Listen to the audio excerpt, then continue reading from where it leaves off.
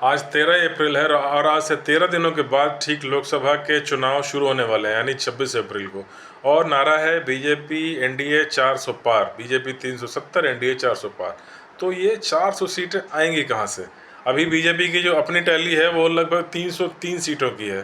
तो अगर 370 BJP project कर रही है, तो क्या इसमें 60-65 सीट या लगभग 70 सीट और जुड़ने की संभावना है, या यूं ही एक हवा हवाई बात है और एक नारे की तरह ये आंकड़े दिए गए हैं?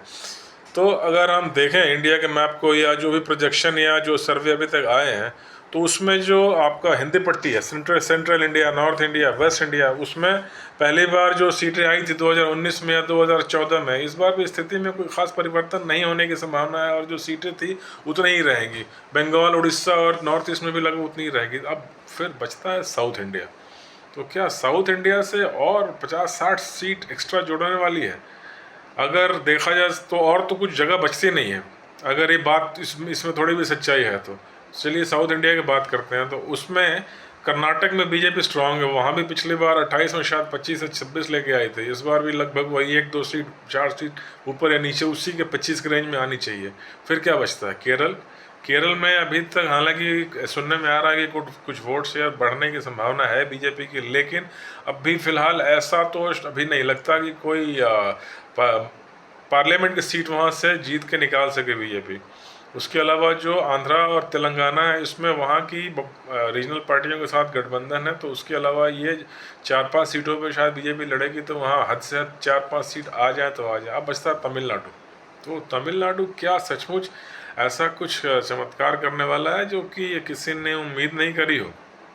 वहाँ लगभग 39 या 40 या 39 सीट्स के आसपास है। तो उसमें आएगी भी तो कितनी आएगी? अब उसमें अगर देखा जाए तो जो अन्नामलाई, जो बीजेपी के वहाँ के नेता हैं, उनका जो एक ट्रैक्शन है, उससे देख के जो है लग रहा है कि ज़रूर वहाँ बीजेपी कुछ बढ़त हासिल कर सकती है या सीटें भी निकाल सकती है। इसके पहले इक्का दुक्का सीट ही जीतती रही है बीजेपी वहाँ से। मदुरई, कोयम्बटूर वगैरह एक टाइम पर शायद उन्होंने कभी जीता था। पर आज के समय जो वोट शेयर पहले ट्रेडिशनली 5-6-7% रहता था, इस बार जो है जनवरी फरवरी तक माना जाता था कि 17 या 18% वोट शेयर बीजेपी वहाँ गेन कर चुकी है। और अभी जो इलेक्शन का जो समय आ रहा है, इस माना जाता है कि वोटिंग आते आते 20 से 25%, यानी लगभग 24-25% के आसपास तक का वोट शेयर वहाँ बीजेपी ले सकती है। तो क्या यहाँ तमिलनाडु में वही चमत्कार होगा जो कि 2019 में बंगाल में हुआ था, जहाँ बीजेपी हमेशा 2 सीट 1 सीट जीतती थी, एक ही बार 18 सीट लेके आई थी 2019 में? तो क्या तमिलनाडु में भी कुछ ऐसा होने की संभावना है? वहाँ दरअसल आप जैसा हम सब जानते हैं, एक अन्ना द्रमुक और द्रविड़ पॉलिटिक्स का वो गढ़ रहा है, और हमेशा जो है एंटी हिंदी और जो है एंटी बीजेपी नाम प्लैंक पे जो है वहाँ राजनीति चलती रही है। 1967 या 68 में कांग्रेस अंतिम बार हार गई थी। उसके बाद वहाँ जो रीजनल पार्टियाँ हैं, डीएमके, एडीएमके, यही बार बार सत्ता में आती रही हैं, जाती रही हैं, ठीक यूपी की तरह। जिस ढंग से जो है वहाँ की जनता ने सपा बसपा के बाद अंत में बीजेपी को चुन लिया। बंगाल में जो हुआ, सीपीएम को हटा के लोग टीएमसी को ले आए। उसके बाद जो है बीजेपी ने इन दोनों के बीच से अपना रास्ता निकाला। अब सीपीएम टीएमसी के बाद जो है स्टेट में तो नहीं, लेकिन सेंटर में 42 में से 18 सीटें दी वहाँ पे, जो कि अभी भी विश्वास नहीं होता सुन के। अब क्या तमिलनाडु में भी ऐसा कुछ हो सकता है? तो वहाँ की जो पॉलिटिक्स है बेसिकली जो है, जो पेरियार पॉलिटिक्स का जो एक मेन पंच लाइन रहा है, वो एंटी हिंदी और एंटी हिंदू, और बीजेपी को एक नॉर्थ इंडियन पार्टी का लेबल लगा के तमिलनाडु से दूर रखा गया था। पर इन दोनों ने बारी बारी जो सत्ता संभाला, उससे जनता की जो अपेक्षाएं पूरी नहीं हो सकी।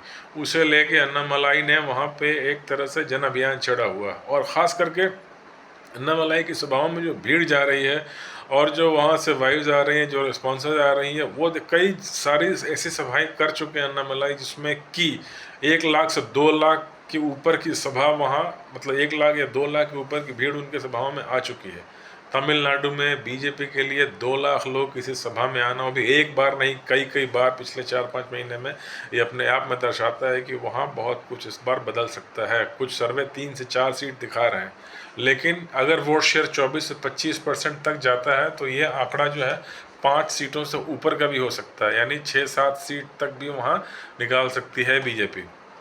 और यहाँ तक कि नरेंद्र मोदी जैसे बड़े नेता भी इसके पहले कभी जाते थे वहाँ तमिलनाडु में, तो इलेक्शन है तो कुछ प्रचार के लिए एक आध सभा करनी पड़ती थी, लेकिन भीड़ जुटाना वहाँ के लिए मुश्किल होता था इन जैसे नेता के लिए भी। इस बार अमित शाह, नरेंद्र मोदी की सभाओं में जो अपार एक जो जन सैलाब उमड़ा है और जो अन्नामलाई की सभाओं में जो एक भीड़ उमड़ रही है, वो एक कुछ अलग कहानी कहती है। शायद तमिलनाडु की जनता भी जो है अब मे भी बीजेपी को एक नॉर्थ इंडियन पार्टी, एक नॉर्थ रीजनल पार्टी के चश्मे से अब शायद नहीं देख रही है। अगर ऐसा होता है तो वाकई में जो है ये एक भारतीय राजनीति में एक और बुनियादी परिवर्तन का संकेत है। तो इसके अलावा अगर 350 सीट की बात करें तो थोड़ा अभी वो कठिन लगता है 370 सीट, क्योंकि 6-7 सीट 8 सीट तमिलनाडु से आते भी हैं। तो कहते हैं कि शायद बंगाल में कुछ सीटें बढ़े 5 से 6 सीट, और कहने वाले तो पंजाब में भी 3-4 सीट दिखा रहे हैं, यूपी में तो ज़रूर 8 से 10 सीटें बढ़ रही है। तो इस ढंग से भी अगर देखा जाए तो 330-335 बेस्ट केस सिनेरियो में बीजेपी जा सकती है। हालांकि होगा क्या वो तो 4 जून को ही पता चलेगा। ये सब एक अनुमान है। खास करके तमिलनाडु का केस बहुत इंटरेस्टिंग है, और वहाँ जो एक चेंजेस दिख रही हैं वो कहीं ना कहीं बंगाल के चेंजेस की याद दिलाती है। 2019 में जो बंगाल में चेंज हुआ था, क्या वैसे ही एक बदलाव की हवा तमिलनाडु में भी चल पड़ी है।